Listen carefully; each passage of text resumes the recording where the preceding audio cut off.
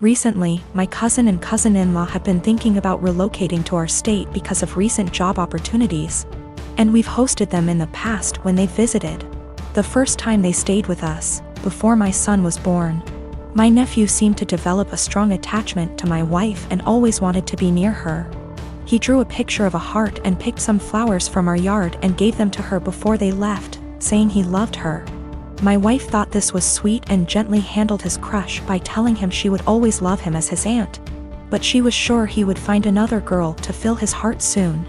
He told her no, she was his girlfriend. This weekend, they were staying with us again, and my nephew again wanted to be near my wife every chance he got. His mom and dad noticed and told him that because my wife now had to care for our son, she couldn't pay attention to him as much as before. He got upset telling us that she was his girlfriend and had a meltdown, which caused my son to start crying. When my wife got up to take our son to another room to calm him down, my nephew got up to follow and his dad had to forcibly restrain him from following them. I stood up to block the hallway into the separate room just in case he got away from his dad. Once they calmed him down, they apologized for his behavior and said they would keep better tabs on him. Here's the part where I may be the asshole. I told my cousins I didn't feel comfortable with my nephew being so possessive of my wife, and I know for sure she didn't. Especially since he seemed to be so jealous of our son. I told them I couldn't allow their son in our home until he learned to control himself and understand that my wife was not his girlfriend. I apologized but asked them to get a hotel room for the rest of their stay and not to visit us again unless they left my nephew behind with people they could trust and knew would care for him, while they searched for jobs in our state. They didn't say anything but looked saddened and went to the guest room with their son to pack up their bags. I guess they must have told my extended family what happened because my paternal grandmother called me this afternoon, telling me that I should have been more understanding and that I was wrong to ask them to leave. Am I the asshole? Technically, my cousin is my second cousin. My dad is an only child, so the cousin I refer to in my post is the son of my own dad's first cousin. My paternal grandmother and his paternal grandfather were siblings. I'm not sure if this is correct, but his autistic son would technically be my third cousin. The reason I refer to him as my nephew is because he's the generation after mine in our family tree, and it's less of a mouthful to refer to him as cousin X removed. A lot of people have posted that it's not correct to refer to him as my nephew, but to be frank, I don't care. And my family's never followed this traditional genealogy nomenclature. Without being specific, in the western state I was born and grew up in, it's not uncommon to refer to even close, unrelated adults as uncles or aunts. I call him my nephew because my cousin and I were close, and I still hope to have a close relationship with him if at all possible. Though I don't know how after this situation. Some have asked if I was jealous of my nephew calling my wife his GF. The first time, I thought it was amusing and was surprised that he had any romantic notions towards anyone, let alone my wife. Remember, in my mind he's my nephew and I never thought of him as anything other than a large kid because of his developmental delays and normal, for him, childlike behavior. Regarding the situation that happened this weekend, I was only concerned for my wife and son's safety. I didn't know how he would react and followed my cousin's lead, but wasn't about to let him get near my wife and son once they left the room. I don't know what was said to my paternal grandmother, but I don't want to react in anger and want to talk to my cousin once we've both had time to process what happened and calmed down. I am a 22 years old female, have an older sister, 25 years old. My sister is very sensitive about everything. When we were young, if I made the smallest comment like, "I prefer pink over blue," it would make her cry because she thought I was aiming at her by saying it. My parents would always ask me to apologize to her since she's sensitive and I'm emotionally stronger than her. My parents never controlled my sister's diet growing up, letting her have what she wants since they found it too difficult to control her. I was skinny as a stick when I was a kid. So even though my family has a long history of thyroid disease, my parents didn't think there was an issue with me. However, my sister has been overweight the majority of her life, so my parents thought she'd be the one with the thyroid issues. They took us to an endocrinologist when I was 10. I got a diagnosis for Hashimoto's thyroiditis while my sister didn't, and instead got told to exercise and watch her diet. I got hypothyroidism due to Hashimoto's, and have been on medication ever since. My sister and I moved back in with our parents due to what's happening these days. I leave my medication in a cabinet near the kitchen since I know I won't take it unless I have to actually get out of bed to do so. Apparently, I left a box before I moved out of my parents' house when I was a teen, and one of her friends saw it while they were over and asked if it was hers. My sister told them that it was, and that's why she was overweight. The box has Euthyrox written on it in big bold letters with a little picture of a thyroid gland next to it. So, yeah, pretty obvious it was meant for a thyroid condition. She's held up this farce for almost 4 years. I only figured it out when I saw her take a box of it out of my bag one day.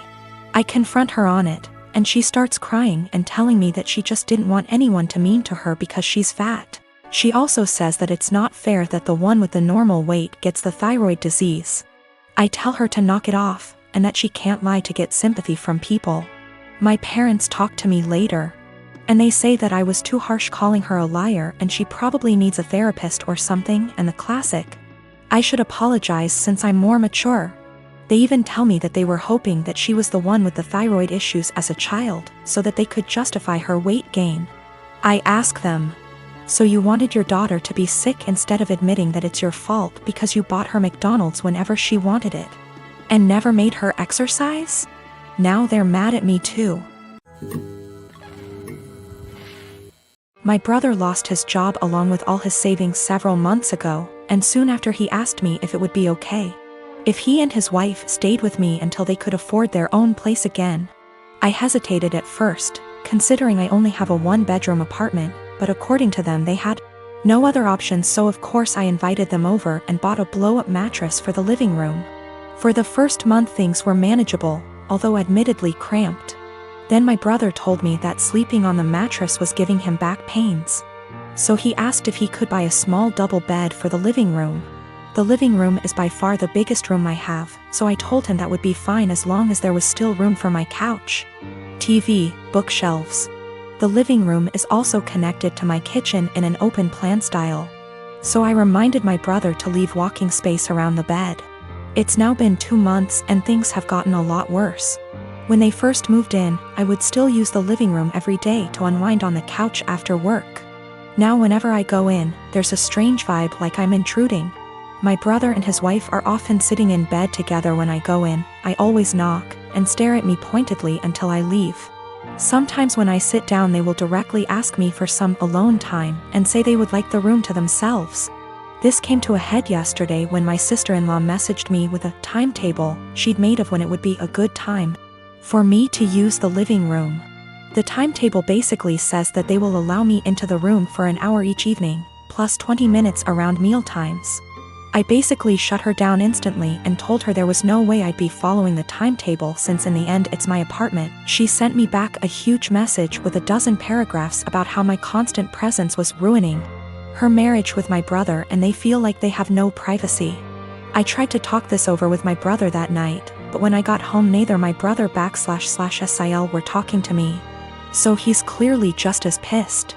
Today an Amazon parcel arrived for my brother with a lock for the living room door, which I told him there's absolutely no way I will allow him to install.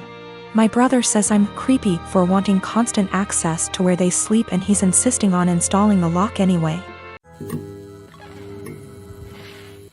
I'm 19 years old female was traveling alone on an 11-hour flight today, and a guy in his 20s year is in the same row as me.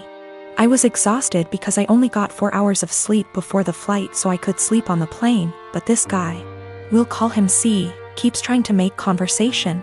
C starts off by telling me he's autistic, and then asking me if I like K-pop, and he keeps non-stop talking and rarely gives me a chance to speak, not that I wanted to. I tried to be polite because I have ADHD and I understand how social cues are difficult, so he probably can't tell I'm not in the mood. Over the course of the next 20 minutes I tell C maybe 5 times I want to sleep and put my headphones on, and each time, C begins speaking to me after maybe 2 minutes of silence. Finally, I was able to sleep for around 4 hours, but when I woke up C started up again.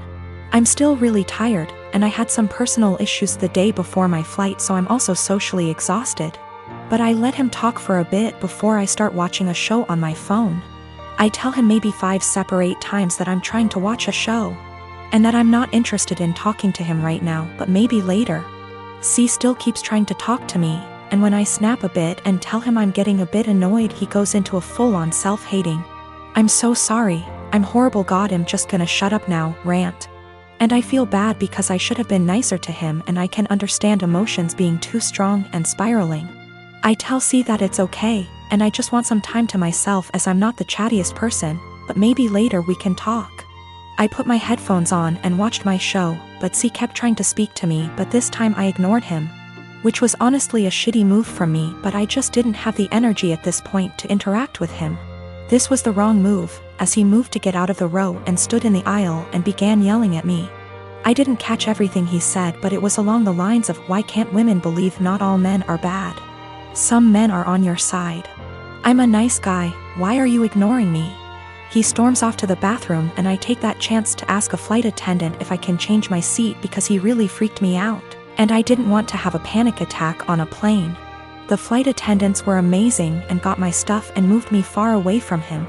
I feel like I'm TA because he does have autism, and I could have been more patient maybe, and ignoring him was a shit thing to do.